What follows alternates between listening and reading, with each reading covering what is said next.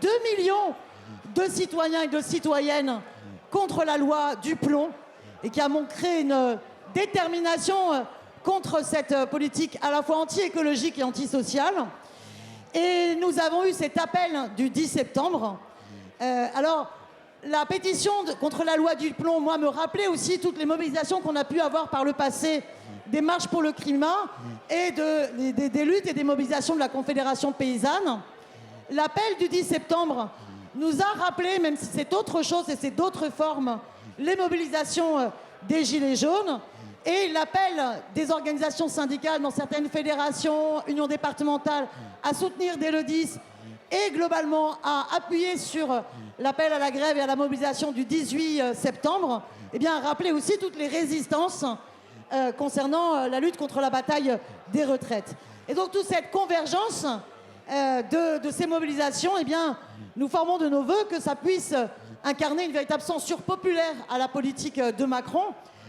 Si on vous a invité, c'est que vous êtes aux premières loges de ces mobilisations, toutes et tous, que pour nous, le pluralisme, mais aussi l'unité dans toutes ces luttes, elle est extrêmement importante pour pouvoir gagner, réussir. Et ce qu'on aimerait dans cette première tour de parole, c'est vraiment avoir vos regards du point de vue de vos secteurs, du point de vue de vos organisations, de cette colère, de ces mots d'ordre et de ces suites à venir. Alors, je ne sais pas qui souhaite commencer ces prises de parole. Est-ce que Marjorie Keters, Mouvement 10 septembre, est-ce que tu veux entamer? On est beaucoup à avoir participé dans toute la France à plein d'actions pour le 10. Comment est-ce que tu es rentrée dans cette bataille et quel est le regard que tu portes sur cette bataille?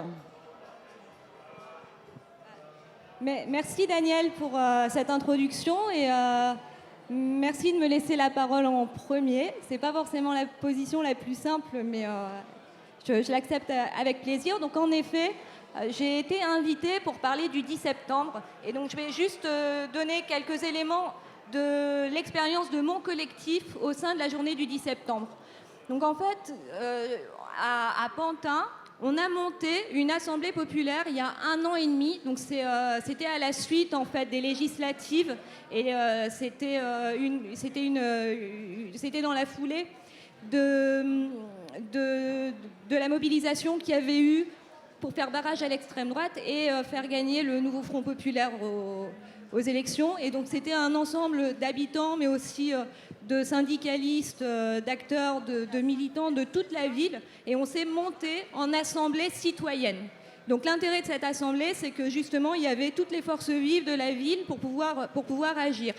Et ce qui s'est passé, c'est que très naturellement, on a intégré le mouvement Indignons-nous du 10 septembre et on a été l'espace d'organisation du mouvement du 10 septembre.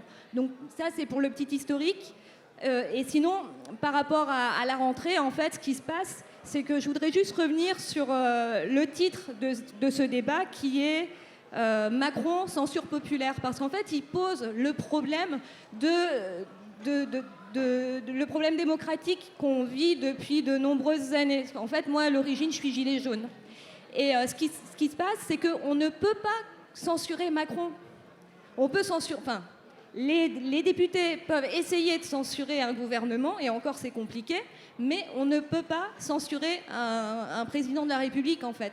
Et donc le problème qu'on a depuis maintenant de nombreuses années, c'est que toutes les voix démocratiques d'opposition, et les copains, copines syndicalistes à côté vont pouvoir le confirmer, n'ont pas la possibilité d'avoir une expression ni d'opposition, ni une expression populaire, en fait.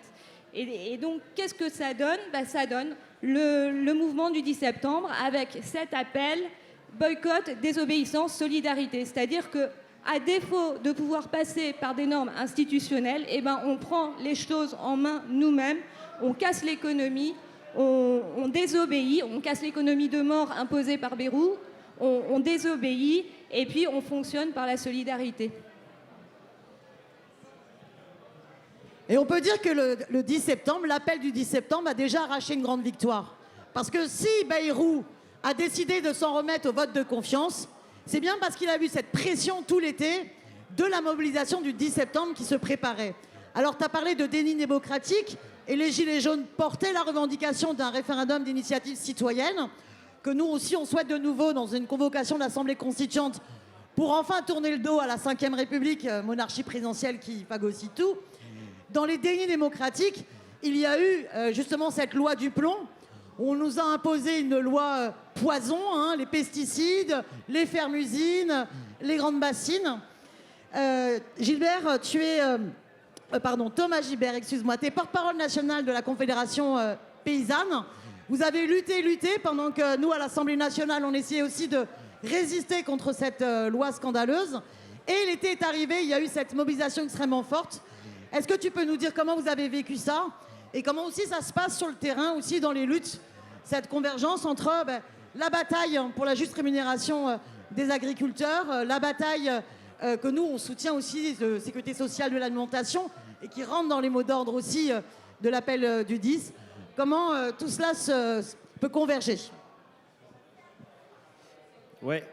Eh ben, déjà peut-être pour commencer, par dire que à la Confédération paysanne, on a obtenu aucune réponse concrète en fait de toutes les colères agricoles qu'il y a eu l'hiver dernier. En fait, on cherche juste une seule chose, c'est vivre dignement de notre métier.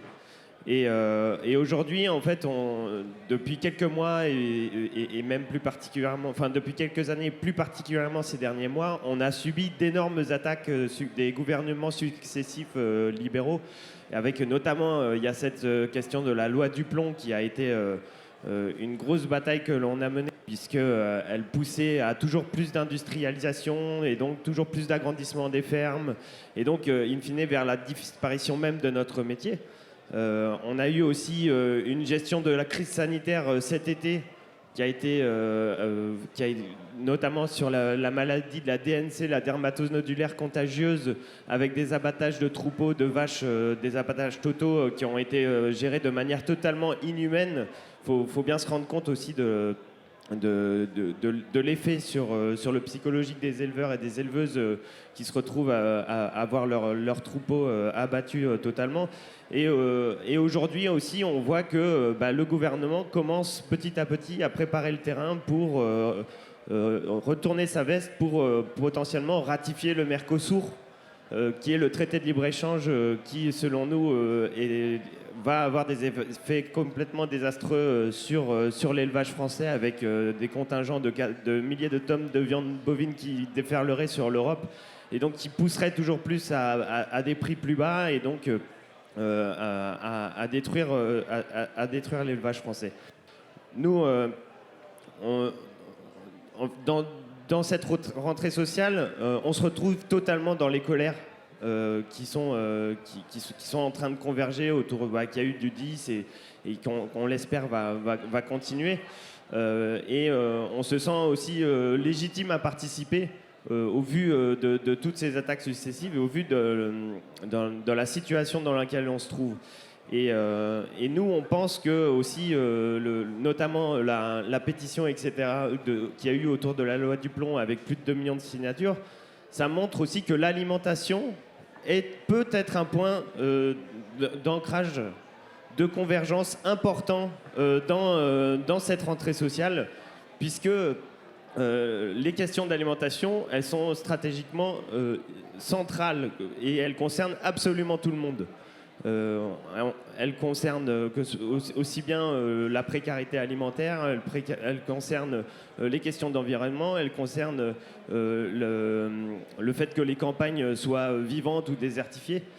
Elle recoupe énormément de choses et pour nous, ça peut être un point d'ancrage pour la remise en cause du système économique libéral aussi, puisqu'on sait très bien qu'on n'obtiendra pas une alimentation choisie et de qualité et accessible à tous et toutes dans ce système libéral.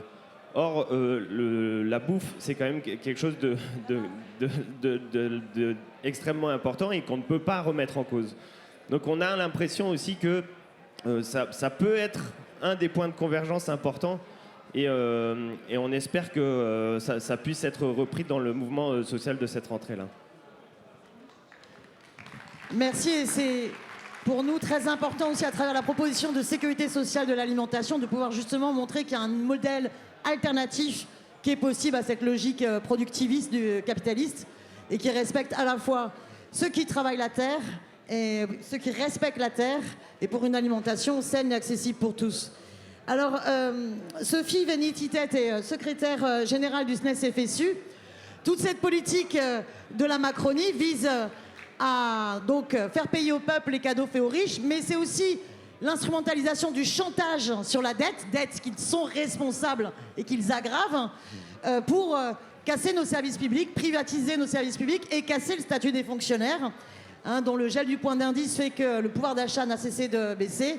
Donc comment tu vois en cette rentrée voilà, la bataille en ce moment? L'appel, le 10 est derrière nous, mais nous a donné voilà, de la force, et le 18 arrive. Oui, bonjour à toutes et à tous. Alors Daniel, tu parlais d'un été combatif, même d'une rentrée combative. Dans l'éducation nationale, je vais me remonter un peu avant, parce que vous le savez, hein, le service public d'éducation est vraiment dans le viseur d'Emmanuel Macron et quelque part un des nombreux symboles de la politique libérale qu'il mène. On sent vraiment une volonté d'abattre le service public pour ce qu'il est et pour ce qu'il fait, c'est-à-dire accueillir tous les élèves. Et même si c'est extrêmement brutal, même si on a pris plein la tête depuis 2017, moi je voudrais quand même dire qu'on a été aussi un espace de résistance, on a été un espace de mobilisation, on a été un espace de construction d'espoir. Et je pense que le plus bel exemple, c'est ce qu'on a joué sur le choc des savoirs. Alors le choc des savoirs, c'était une réforme qui était voulue par Gabriel Attal, un des énièmes ministres de l'Éducation nationale que nous avons connu depuis 2022. Et le principe de cette réforme, c'était de trier les élèves du premier degré, de l'école primaire jusqu'au lycée. Ça nous a profondément heurtés parce que ça rentre en contradiction avec, je dirais, le sens même de nos métiers. Et on a réussi à mobiliser, on a réussi à rassembler. À la rentrée dernière, la majorité des collèges n'avaient pas mis en place le choc des savoirs. La majorité de nos collègues ont refusé de trier les élèves. Et Elisabeth Borne a dû se rendre à l'évidence. Et ça a été une victoire de la mobilisation. Et Elisabeth Borne a donc même dû finalement reculer, puisque à cette rentrée, les groupes de niveau ne se mettent pas en place en 4e et en 3e. Donc voilà, ça fait partie quand même des choses qu'on a pu gagner. Peut-être qu'on reviendra après sur la question notamment de l'extrême droite qui s'en prend aussi à l'école et comment on a gagné le programme d'éducation à la vie affective, relationnelle et sexuelle contre l'extrême droite. Donc voilà, tout ça pour vous dire que l'éducation nationale est un espace de mobilisation, un espace de résistance et un espace de mobilisation. Et donc nous, dès juin dernier, on ne savait pas encore tout ce qui allait se passer cet été. On s'est dit, de toute façon, il faut construire une rentrée combative et une rentrée inédite. Parce que, voilà, je suis syndicaliste, je suis bien placée pour le dire qu'on va faire une rentrée combative, voilà, on le fait assez souvent quand même dans l'éducation nationale. Mais là, on s'est dit, il se passe quelque chose d'inédit parce que c'est même plus que est-ce que le service public d'éducation va s'en relever ? Enfin, c'est quand est-ce qu'il va s'en relever ? C'est est-ce qu'il va se relever de cette politique ? Et on sent chez nos collègues, bien sûr, il y a des doutes, bien sûr, il y a de l'abattement, bien sûr, il y a parfois du désespoir, mais il y a aussi des poches de combativité. Et on s'est dit qu'il fallait construire cette rentrée sous la forme d'une mobilisation inédite. Et très rapidement, on avait dit préavis de grève pour tout le mois de septembre, mobilisation locale de rentrée. On a eu des collèges et des lycées qui étaient en grève dès le premier jour, qui n'ont pas accueilli leurs élèves. Et il faut voir ce que ça représente pour nous de ne pas accueillir leurs élèves, de ne pas accueillir nos élèves. Mais la défense du service public était plus forte pour dénoncer les conditions de rentrée. Nous nous sommes inscrits localement dans les mobilisations du 10, là où notamment on retrouvait le rejet du budget Bayrou et finalement des revendications pour une justice fiscale et sociale qui permettrait de reconstruire le service public d'éducation. On a trouvé un certain nombre de personnels de l'éducation nationale qui partageaient cette colère. Et donc on prépare aussi le 18 septembre dans le cadre de l'Interpro. Et nous, au SNES-FSU, on aimerait aussi construire assez vite une grève dans l'éducation nationale, une grève spécifique à l'éducation nationale, pour rassembler autour finalement de quelque chose qui nous réunit toutes et tous, au-delà même de nous, personnels de l'éducation nationale. C'est la défense du service public d'éducation. Et là, on discute avec nos collègues de la possibilité, pourquoi pas aussi, d'inscrire dans la durée cette mobilisation dans l'éducation nationale. Merci à toi. Myriam Lepkiri, tu es secrétaire confédérale à la CGT. Dans la mobilisation du 10 et de l'appel au 18, la question aussi qui est centrale, c'est la question des salaires, de l'augmentation des salaires. Et puis la bataille qu'on ne lâche pas, la mère des batailles, l'abrogation de la contre-réforme des retraites. Voilà. C'est que nous espérons toujours pouvoir un jour faire voter l'Assemblée nationale parce que nous restons convaincus qu'à l'Assemblée nationale, si Macron est passé par le 49-3, c'est bien parce qu'il a peur d'être minoritaire dans l'Assemblée nationale sur cette question. Comment la bataille se prépare? Quelle est la détermination, sachant qu'on est en plus dans un contexte où les plans de licenciement s'accumulent, notamment dans le secteur de l'industrie et du commerce et des services. Voilà, comment se prépare cet appel unitaire au 18, sachant qu'il y a déjà aussi des unions départementales et fédés qui étaient présentes le 10 un peu partout en France dans les mobilisations. Bonjour à toutes et tous. Merci Daniel de me poser cette question et merci pour la qualité des débats que nous avons aujourd'hui. Alors je reviendrai sur ce que tu as dit Sophie. En effet, on sentait que cette période était inédite. Et elle était inédite parce que je rajouterais un gros mouvement et un dédit de démocratie complémentaire. C'est celui de la mobilisation contre la réforme des retraites en 2023 qui a mis des millions de personnes dans la rue, qui a été rejetée à plus de 80% et qui est quand même passée. Et je pense que ça a été un premier point d'ancrage de la mobilisation, de la résistance et aussi de montrer que un univers des possibles est différent au-delà de la politique de l'offre qui nous emmène dans le mur depuis plus de 20 ans. Donc ça, c'était extrêmement important avec la CGT qui s'est particulièrement investie dans la campagne de juin 2024 pour porter les revendications et le programme qui répondait le plus au monde du travail, donc celui du nouveau Front populaire. Donc tout ça, ça nous a permis de travailler le terrain, de réinvestir le terrain, de faire beaucoup de syndiqués nouveaux et nouvelles, beaucoup de femmes notamment, beaucoup d'ingénieurs, cadres et techniciens. Et ça nous permet d'avoir un ancrage territorial beaucoup plus important et d'avoir du monde disponible à la lutte. Alors notre analyse de la situation, déjà rappeler la violence du budget Bayrou et Sophie l'a dit, ce qui était inédit au niveau des organisations syndicales, c'est que dans l'unité syndicale, et on sait, enfin l'unité syndicale, nous on la travaille parce qu'elle est essentielle à rassembler le monde du travail et à pouvoir nous mobiliser en masse.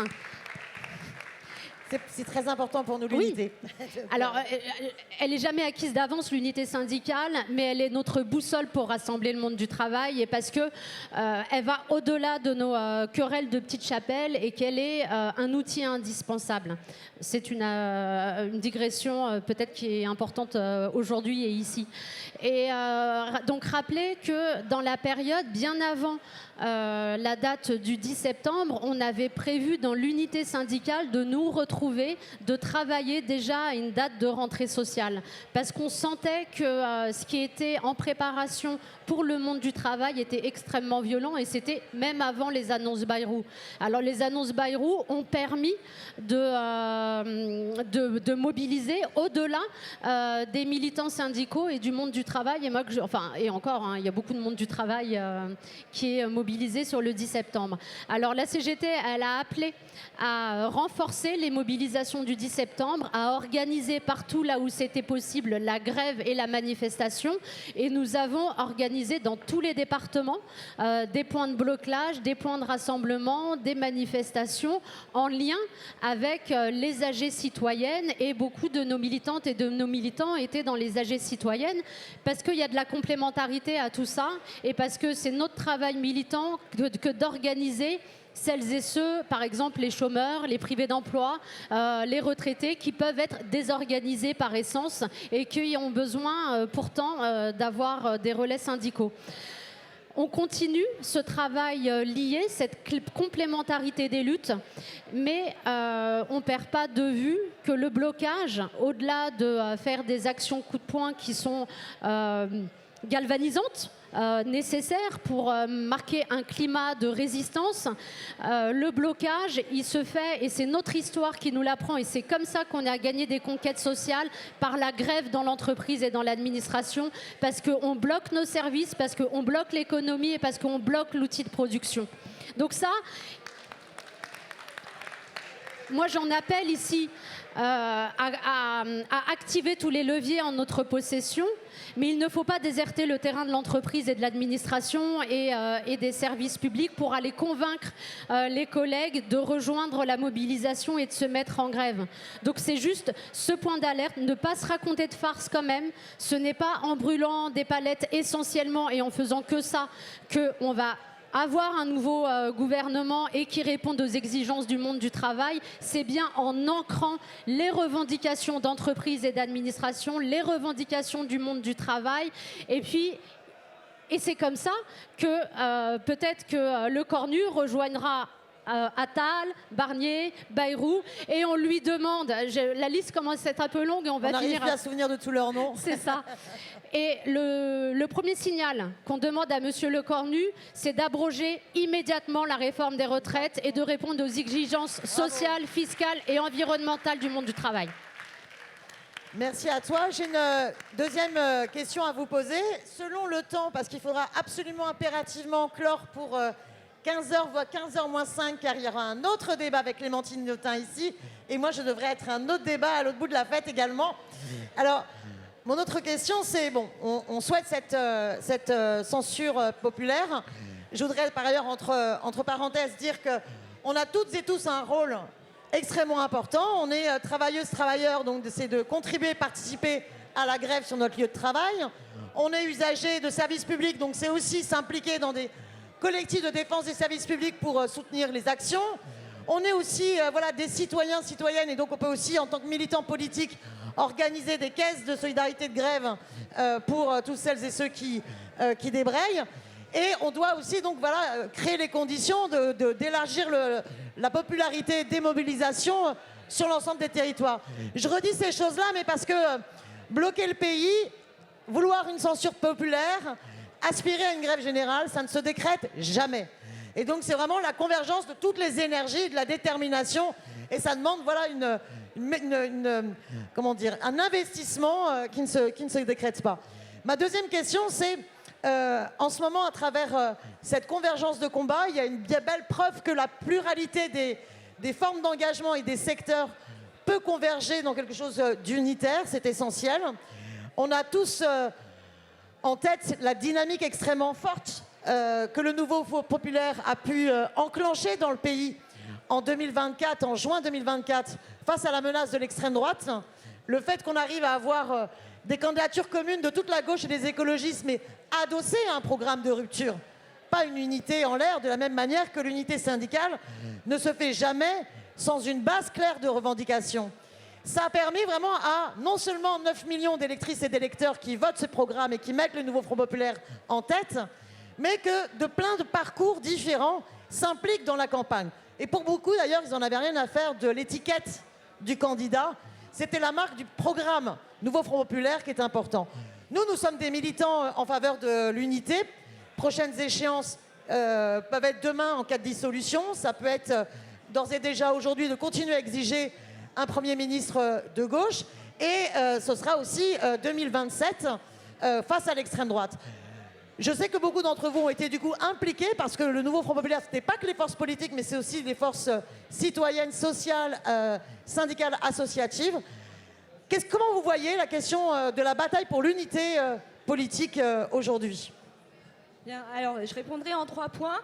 Premier point, pour revenir sur la question du 10 septembre par rapport à l'unité dans les luttes. Et deuxième point, sur le lien entre justement la question de la mobilisation sociale et les questions des institutions et des élections. Donc pour ce qui concerne l'unité dans les luttes, juste un exemple. Le 10 septembre, en fait, c'est 200 000 personnes qui se sont mobilisées par tous les moyens d'action possibles et imaginables. Et donc, par exemple, sur Pantin, parce que c'est pour ça que je parle, le matin, il y a eu une partie d'entre nous qui ont essayé de bloquer les périphériques, de bloquer les flux, en fait, de transport, parce qu'il y a beaucoup de gens, que ce soit des étudiants, des télétravailleurs, des personnes en situation de handicap, qui ne peuvent pas faire grève au sein de leur entreprise. Et donc, c'est une façon aussi d'agir en bloquant les flux. Voilà. Et c'était ce qu'on a fait, d'ailleurs, pendant les Gilets jaunes. Donc, il y a eu ça. Ensuite, il y a eu un soutien à un collège en grève. suivi d'un soutien à des territoriaux en grève, et on a terminé par l'annonce du blocage du Leclerc, parce que la question de la consommation, elle est fondamentale, et la question du vivre, du manger bien, elle est fondamentale aussi. On est arrivé, les portes étaient déjà fermées. Voilà, donc ça a été une action dans une petite ville le 10 septembre. C'est un exemple qui montre à quel point la situation dans laquelle on est, elle est générale. C'est-à-dire que c'est une crise qui est politique, c'est une crise qui est démocratique, c'est une crise qui est économique, et en définitive, c'est une attaque contre nos vies, sur ce qu'on mange, sur la façon dont on vit. Et donc, est-ce que dans ce cadre-là, on a besoin d'unité? Évidemment. Mais cette unité, à mon avis, l'avis de beaucoup de personnes qui partagent justement ce moment du 10 septembre, elle doit passer par une reconnexion entre les représentants des institutions et les personnes qui agissent sur le terrain. Et cette reconnexion, elle passe notamment par les assemblées populaires. Et c'est pour ça que l'année dernière, quand on a monté en fait le réseau des collectifs des assemblées populaires NFP, c'était dans ce but-là. Parce qu'il s'agit de reconnecter le syndicalisme, les habitants, la solidarité, les associations et les représentants politiques, et non pas dans un cadre uniquement défensif, mais aussi dans un cadre offensif. Parce que ce qui nous manque et ce qu'on a besoin de construire aujourd'hui ensemble dans ces assemblées, dans ces espaces ouverts à tous les participants, c'est la construction d'un projet commun et d'une société qui sera à la fois solidaire et écologique. Et pour ça, on a besoin de tout le monde.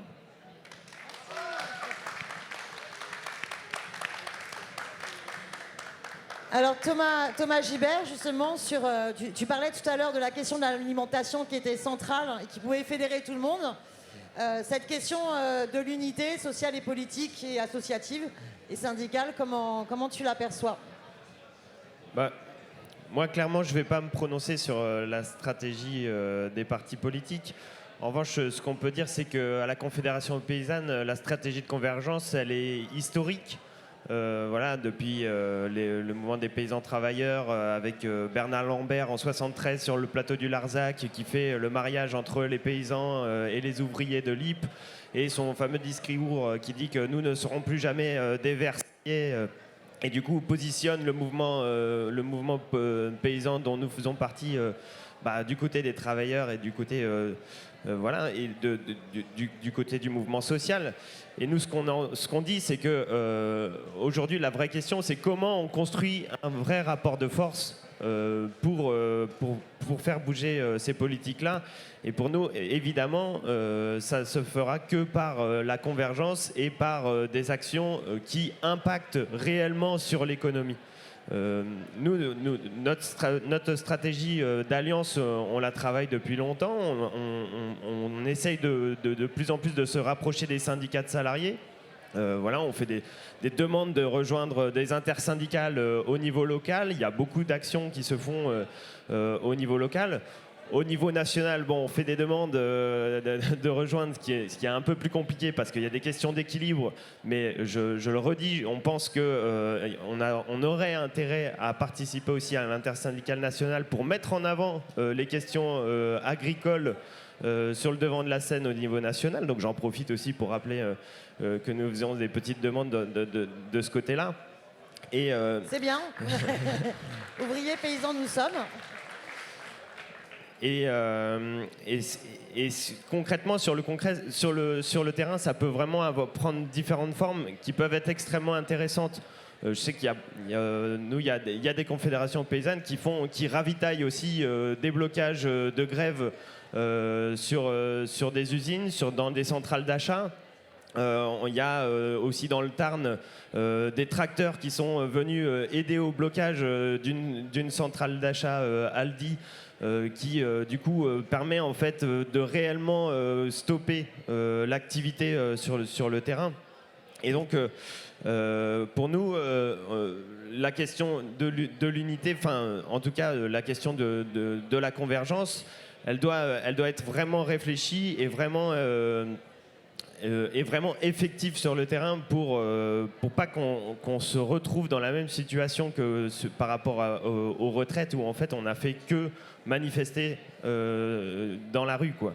Aujourd'hui, on a besoin d'aller plus loin, on a besoin que la matérialité de la lutte elle soit concrète pour qu'il y ait vraiment du blocage impactant, et il n'y a que comme ça qu'on réussira à construire ce rapport de force. Bravo, bravo. Donc vraiment sur l'ensemble de vos cadres de mobilisation, tu parlais des assemblées du nouveau Front populaire, que ce soit des prises de place encore plus larges, pensez à chaque fois en amont à voir s'il y a des représentants de la Confédération paysanne que vous pouvez faire venir. Sachez aussi qu'on défend, nous, la sécurité sociale de l'alimentation, et il commence à avoir des expérimentations dans plusieurs municipalités. Ça peut être un sujet aussi lors des prochaines batailles municipales centrales, et ça peut être aussi un moment vraiment d'éducation populaire extrêmement fort qui permet d'organiser des débats entre des agriculteurs, entre des citoyens sur les enjeux écologiques, de travail, de redistribution des richesses, de transition écologique, qui peut vraiment, dans le modèle alternatif, déclencher les prises de conscience. Sophie Vénétité, alors j'arrive avec mes gros sabots sur nous, notre enjeu de garder l'unité du nouveau Front populaire. Pour nous, c'est essentiel parce qu'on estime que s'il n'y a pas cette unité sociale et politique, eh bien notre désunion, c'est le plus beau cadeau à faire à Macron et à l'extrême droite. Il y a évidemment une tradition d'indépendance du mouvement syndical, de charte d'Amiens, mais vous avez trouvé les moyens, sans trahir cette identité-là, de jouer un rôle au moment des élections législatives de juin 2024.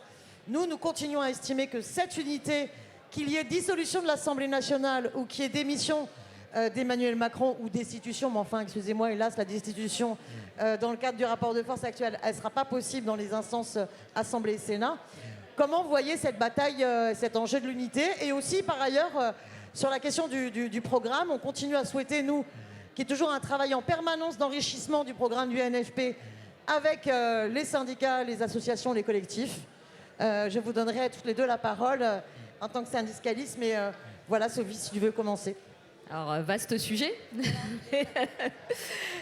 Donc, effectivement, peut-être pour revenir à juin 2024, au SNES et à la FSU, on a après de nombreux débats où, effectivement, la question de l'indépendance syndicale était centrale dans nos débats et continue de l'être. C'est la boussole de laquelle on ne peut pas dévier. En juin 2024, on a appelé à voter pour les candidates et les candidats qui portaient le programme du nouveau Front populaire. C'était assez inédit dans l'histoire du SNES et de la FSU. Et on l'a fait pour plein de raisons, mais celle que je voudrais mettre en avant pour commencer, c'est quand même la question de la menace de l'extrême droite. Enfin, je veux dire, nous, en tant que syndicalistes, on est vraiment conscients, mais comme tout le monde, mais on vit sur les lieux de travail ce que ça veut dire la menace de l'extrême droite. Nous, dans l'éducation nationale, on a des professeurs qui sont menacés par l'extrême droite, qui sont menacés de mort, tout simplement parce qu'ils ont appliqué un programme, tout simplement parce qu'ils ont expliqué l'histoire des religions et donc l'histoire de l'islam à leurs élèves. On a des professeurs, des collègues qui sont menacés parce qu'ils ont fait une sortie scolaire qui visait à expliquer les migrations. Donc on le vit, nous, ce que c'est la menace de l'extrême droite. Je parlais tout à l'heure du programme DEVARS, le programme d'éducation à la vie affective, relationnelle et sexuelle. Ça a été une bataille intersyndicale d'ailleurs, pour ne rien lâcher dessus, pour que ce programme soit publié. Il faut savoir quand même que l'extrême droite en a fait un de ses terrains de jeu favoris dans l'école. C'est-à-dire qu'il développe des fake news, il laisse croire qu'on apprendrait aux élèves à se masturber à l'école primaire, et pour finalement remettre en cause la visée émancipatrice de l'école. Et là aussi, on a des collègues qui ont été menacés, des collègues infirmières, des collègues professeurs. Donc la menace de l'extrême droite, pour nous dans l'éducation nationale, c'est pas que des mots, c'est malheureusement déjà une réalité pour des collègues et aussi pour des élèves. Il ne faut pas oublier nos élèves dans cette situation. Enfin, je veux dire, on est l'école de la République, on accueille tous les élèves, et l'extrême droite menace ce projet de l'école de la République. Donc c'est pour ça parce qu'on est pleinement engagé dans la bataille contre l'extrême droite, et donc c'est pour ça effectivement qu'on s'est retrouvé dans cette urgence sociale et politique qui était celle de juin 2024. On voit bien que cette urgence, elle existe toujours, et qu'on a besoin aussi, en tant que mouvement social, d'avoir un débouché politique au mouvement social. Et ça, aujourd'hui, effectivement, forcément, ça interroge nos collègues dans la capacité à se mobiliser et dans le dialogue que nous devons avoir chacun à notre place sur les enjeux du moment.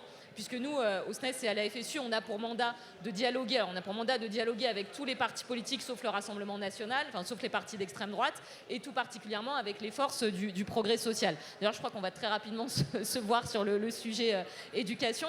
Et ce dont on a besoin aujourd'hui, c'est d'entendre aussi des formes de relais du mouvement social, et d'entendre aussi, au-delà de l'unité, enfin avec l'unité, des questions de contenu très simples. Moi, je le dis, et c'est aussi un message pour les forces politiques de gauche. Aujourd'hui, enfin moi, ça fait un moment que je n'ai pas entendu de forces politiques de gauche avoir un discours fort sur le rôle social des personnels de l'éducation nationale. Qui porte ce discours aujourd'hui? Alors, je suis désolée de le dire, mais on n'entend plus la gauche sur ce sujet. On retrouve du soutien dans nos mobilisations. On a du soutien quand il y a des drames, parce que l'école a été endeuillée par un certain nombre de drames. Moi, j'ai coutume de le dire, et je le dis ici très franchement, il y a toujours beaucoup de monde pour pleurer avec nous après un drame dans l'éducation nationale. Mais au quotidien, qui est avec nous? Qui relaye aujourd'hui la gravité de la situation dans l'éducation nationale et dans les services publics? Finalement, on est très seuls. Et là, il nous manque aussi, il manque au mouvement, en tout cas au mouvement social dans l'éducation nationale, qui par ailleurs est marqué par une unité intersyndicale qui tient depuis 2 ans et demi, où on travaille vraiment, les 7 organisations syndicales, en dépit de nos divergences, on travaille très bien. Donc on a besoin de ça, on a besoin de ces perspectives. Je dirais qu'en termes de contenu, au-delà du discours sur le rôle social des enseignants, il y a des urgences. Il y a des urgences bien évidemment budgétaires, il y a des urgences de moyens, mais ces éléments-là, on peut les travailler ensemble. Mais ça doit s'inscrire aussi, me semble-t-il, et en tout cas, nous, c'est ce qu'on porte, notamment à la FSU, au regard de notre place dans la fonction publique et les services publics. Il faut qu'on travaille, chacun à notre place, sur ce que peuvent être aujourd'hui, au XXIe siècle, les services publics au cœur de notre projet de société, au cœur de la République, et pour faire vivre ce modèle social et démocratique. Parce qu'aujourd'hui, on sait aussi que c'est parce que les services publics ont été laminés par des années de politique libérale qu'il y a la tentation de l'extrême droite. Donc, travaillons chacun à notre place, mais en complémentarité, avec cette perspective, pas seulement de lutter contre l'extrême droite, mais de faire avancer, je dirais, des formes de progrès social, des formes d'avancée sociale, avec aussi, bien évidemment, la question des moyens, mais la question du projet politique pour les services publics, pour finalement notre démocratie, et y compris en partant des besoins de l'école. Merci à toi. Et tu sais, je suis psychologue de l'éducation nationale, donc la question de voilà, quelle école de l'émancipation est pour moi incontournable du projet de société qu'on porte. Alors, la bataille, elle se fait contre l'extrême droite. L'extrême droite veut faire croire qu'elle est le parti de défense des travailleurs, alors que nenni, au contraire. Du coup, l'enjeu de l'unité du front antifasciste est extrêmement important. L'unité d'avoir un front politique et social pour empêcher l'extrême droite et continuer à batailler. Je sais que la CGT a joué un rôle extrêmement important dans la bataille de juin 2024. Et nous continuons à souhaiter cette unité. Je voulais t'entendre réagir là-dessus. Oui, et la CGT a 130 ans cette année, et elle a 130 ans d'histoire antifasciste, que ce soit au moment de la résistance et que ce soit très récemment. Et la bataille de l'extrême droite, contre l'extrême droite, la bataille pour nos valeurs, on la mène au quotidien. Et le point de bascule qui a failli se passer l'année dernière, dans notre organisation, c'est vrai qu'on a discuté de cette indépendance qui pouvait sembler bafouée de par la prise de position, mais dans les moments importants de l'histoire, on a toujours été un rempart contre l'extrême droite, avec le risque pour la CGT aussi, puisque la CGT, elle organise les travailleurs sans papier, elle les régularise par le travail, et ça c'est notre travail de quotidien. Elle organise les travailleurs quelles que soient leurs origines, quel que soit leur lieu de vie, et ça c'est quelque chose d'extrêmement important que le syndicalisme il rassemble, il crée la solidarité entre les travailleuses et les travailleurs derrière une identité commune qui est celle du monde du travail. Et je pense qu'on a notre rôle à jouer, que ce rôle il est indispensable dans la lutte contre l'extrême droite. Alors sur l'unité, alors bien évidemment je me garderai de donner des conseils aux partis politiques parce que ce n'est absolument pas mon rôle, mais pour autant je peux revenir sur ce que je disais tout à l'heure sur la nécessité de l'unité syndicale. L'unité syndicale avec le plus gros dénominateur commun, pas en prenant la toute petite revendication. Et lorsqu'on creuse, lorsqu'on discute, lorsqu'on prend le temps de la tactique et de savoir comment on est plus fort, et ben on s'aperçoit qu'on est plus fort ensemble. Et c'est bien dommage de se passer de notre objectif. Notre objectif, c'est la gagne, en fait. C'est de mettre un coup d'arrêt aux politiques d'austérité, c'est de pouvoir conquérir, reconquérir, aller à la reconquête des services publics. Et d'ailleurs, au premier plan des revendications de toutes et tous, c'est aussi d'avoir des services publics qui répondent aux besoins, que ce soit dans l'éducation nationale, que ce soit dans la santé, qu'il y a un maillage territorial qui revienne et que ça soit l'humain au centre. Donc moi, je pense qu'il faut arrêter, en tout cas, c'est le mandat de la CGT dans l'intersyndicale, c'est que les batailles de chapelle syndicale, on oublie que l'instant, il est grave, que le monde du travail a besoin de l'unité syndicale et que partout où c'est possible, on essaye de l'avoir. Merci beaucoup. Merci pour toutes vos interventions. Ça nous renforce dans notre détermination et dès lundi, les combats dans la rue vont reprendre. On va toutes et tous mettre toute notre énergie pour réussir les échéances à venir, notamment la grande journée du 18, qui a vocation à en appeler d'autres. Et on est tous convaincus que face à Macron, si bien sûr nous allons voter la censure à l'Assemblée nationale dès qu'elle pourra se présenter, car il n'y a aucun crédit à accorder à Le Cornu et à ce déni démocratique que cette nomination peut incarner, qui gardera, n'en doutons pas hélas, la même feuille de route. Eh bien, toute notre énergie va être déterminante à toutes et à tous dans cette unité au service de la censure populaire. Et nous continuerons à œuvrer pour l'unité politique du NFP. Ça nous semble déterminant pour enfin se débarrasser de Macron et de son monde et empêcher l'extrême droite de prendre le pouvoir et d'appliquer enfin un autre programme de rupture. Merci à vous toutes et tous d'avoir participé au débat. On les applaudit bien fort. Merci. Que ça vous donne envie d'organiser plein de débats sur l'ensemble de vos territoires. Et surtout, restez sur le stand commun de l'après Debout Génération. Une nouvelle séquence va s'ouvrir avec Clémentine Autain dans quelques instants.